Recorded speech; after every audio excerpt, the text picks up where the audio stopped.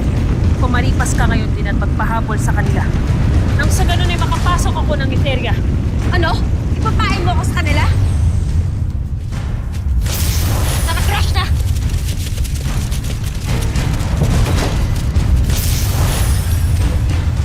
Bilisan mo ang pagtakbo.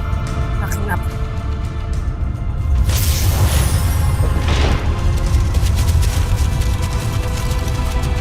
Anong tinitingin-tingin niyo dyan? Habulin niyo sila!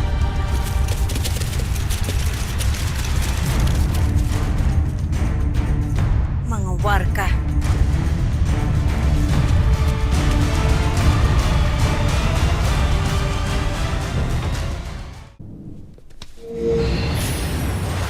Luna, huwag kang gumaya kay Verena. Huwag maging papugso-bugso ang iyong pasya. Para ano? Para mag-ingat ako ng pangalagaan ng sarili ko? Para kanino? Patay na ang aking nanang at ang aking pinakamatalik na kaibigan. At dahil yun kay Lilasari at sa kanyang mga kasama. Si Lilasari na itinago niyo sa akin. At hindi niyo man lang sinabi sa akin na siya palang pumaslang kay Helgad. Luna, may dahilan kung bakit hindi agad namin isiniwalat sa iyong katotohanan. At ano pang dahilan niyo sa inyong paglilihim na ito? Pagkat pinangangalagaan nila si Lilasari. Pagkat hindi nila ibig na maghiganti ka sa kanya. Verena, huwag mo laswanin ang kanyang isipan. Huwag mong pangalagaan si Lilasari pagkat sila ang pumaslang sa aking anak at hadiya. Huwag mo kong kakalabanin, Danaya. Luna, umalis ka na at hintayin mo ako sa labas ng Nereo. Luna. Luna! Verena, kahinaan mo ang labis na pagpapadala mo sa galit. Ito ang dahilan kung bakit nagkawatak-watak tayo magkakapatid. Huwag na sanang maulit ngayon. Hindi ko kayo kinakalaban ni Elena. Buhay lamang ni Avery at ng mga pumaslang sa aking anak at hadiya ang habol ko. Kaya wag na kayong makialam sa kung ano man ang maaari kong gawin. Pagkat kung tutuusin, may kasalanan ka rin kung bakit nagtagumpay si Avery sa kanyang mahakbang laban sa atin. Hindi ko na kailangan pang magsalita, hindi ba? Batid kung alam mo kung anong ibig kong sabihin. Kaya pakiusap. Huwag ka nang makialam upang hindi na kita lalo pang masumbatan.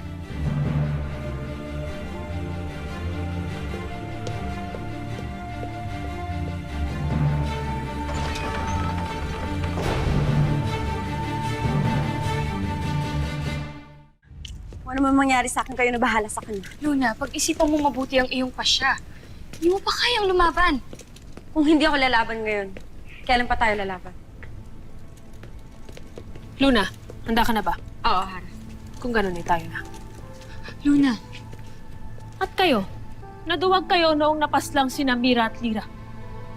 At ngayon ay naduduwag pa rin kayo. Hindi ako magtataka kung bakit hindi na natuloy ang inyong pagsasanay. Pagkat tila wala nga ni isa sa inyo, maliban kay Luna ang tunay na karapat-dapat. Tayo na.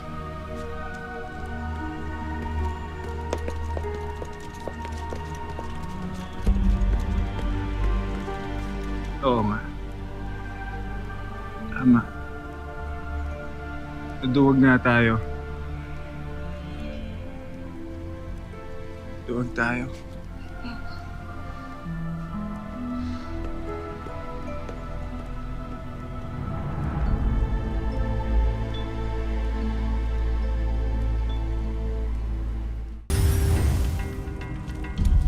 Siya, dalo na.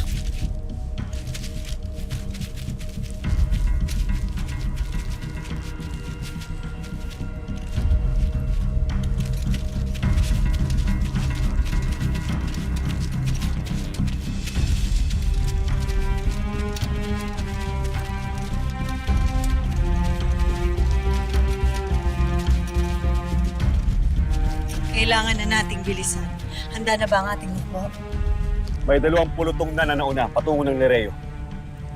Tayo na.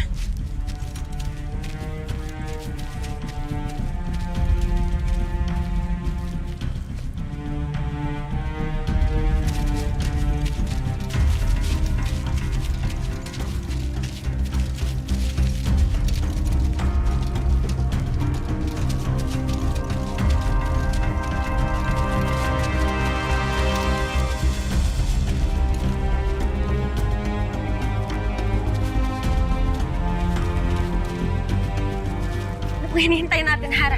Bulin natin sila. Huwag! Hayaan mo na muna sila. Akala ko ba maghihintay tayo sa kanila? Sila ang dalawa sa mga dumayo sa isla. Sila ang mga pumaslang kinagilas. Nais ko munang unahin si Avria. Saka natin isusunod ang mga galamay niya. Ngunit hindi mo man narinig? Sa larino daw sila patungo. Mas mainam. Nang sa ganon ay mapilitan ng aking mga kapatid na kalabanin sila. Tayo na.